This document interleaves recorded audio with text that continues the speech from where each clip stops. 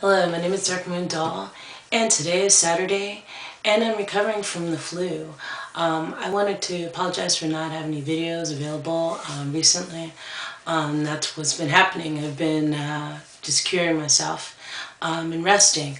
But what I wanted to do, it's almost out of my system though, by the way, so I'm doing a lot better. What I wanted to talk to you guys about was the cold and flu season and certain things that have helped me through it to help heal. One specific thing that I wanted to mention was about this really beautiful root called the ginger root. And I'll show you with ginger root if you've never seen a ginger root, which I'm sure everybody has, but maybe not everybody has. It's very great for the cold and flu season. Right now I'm using it in my tea, and I just cut it up in little pieces, see? And put it in my tea. And let me read a little bit about what my one of my herb books says about ginger. It's the New Age Herbalist book. So yeah, I've got 5 different herb books, like I've told you, that I refer to when I want to look up certain herbs and how to use them. Okay, so what it says about ginger is this.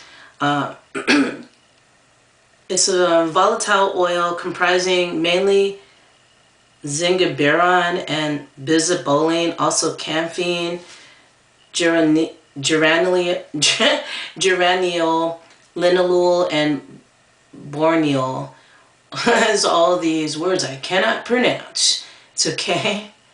So it's high in vitamins A and B and amino acids. So like the main usages for ginger that people use it more medicinally is ginger is a warming and stimulating, promoting gastric secretion and aiding the absorption of food. It is excellent for easing indigestion, colic, and flatulence.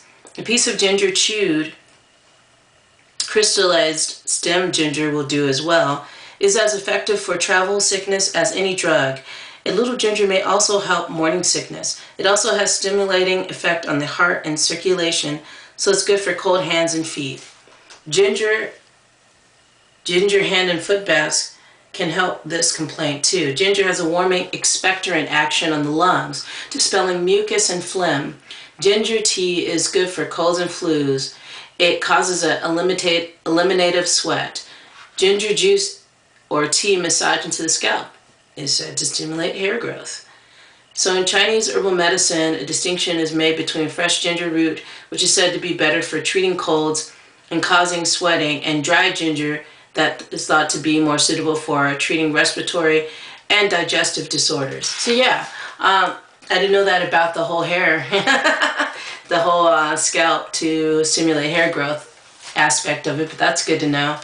But yeah, whenever I felt like I was going to have a sore throat, I'd start chewing on ginger root, and the juice from the ginger would go down my throat, and it would feel really good, and it would bring up all the crap, the phlegm. I know this sounds gross, but it needs to come out of my system. And I found that ginger, through research, that ginger also has been used by some people for treating, I think it was ovarian cancer, finding that it was more useful than chemotherapy. So there's a lot of herbs, roots, and spices in the world that can treat these ails that we have, and we don't have to resort to going to doctors and getting antibiotics and all kinds of chemicals to put into our bodies in order to suppress the symptoms instead of treating the symptoms, treating the underlying cause of why we feel this way and why we get cold and flus in the first place. It's obvious during the spring and summer, we're stuffing our faces with all kinds of crap.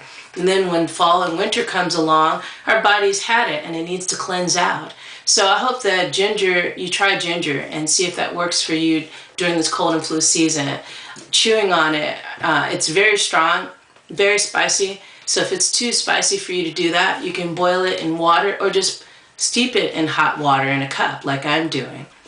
Another thing I wanted to mention that I found in this book was some recipes for cough syrup.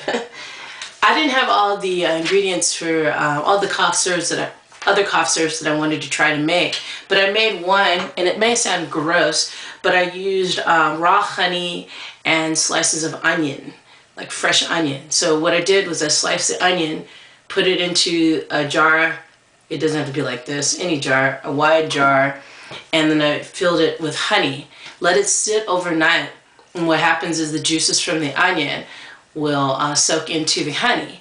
So the next day, what I did was I was taking 4 dosages of this oniony honey cough syrup for however I needed it for my cough and my sore throat. And I found that it worked really well, and it also helped with my breathing. Like, it breathed through my nose a lot better. So, yeah.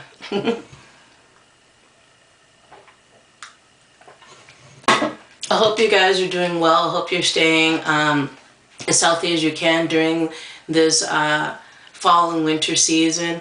And I hope that you search out natural, like, alternatives to helping with your cold and flu symptoms, instead of just going to the grocery store and grabbing Sudafed or whatever the heck cough syrups are out there now. I don't even keep up with that because I don't even use it, because I feel like our body has its own natural cleansing mechanism, and we can use natural herbs and spices from the earth to help heal us.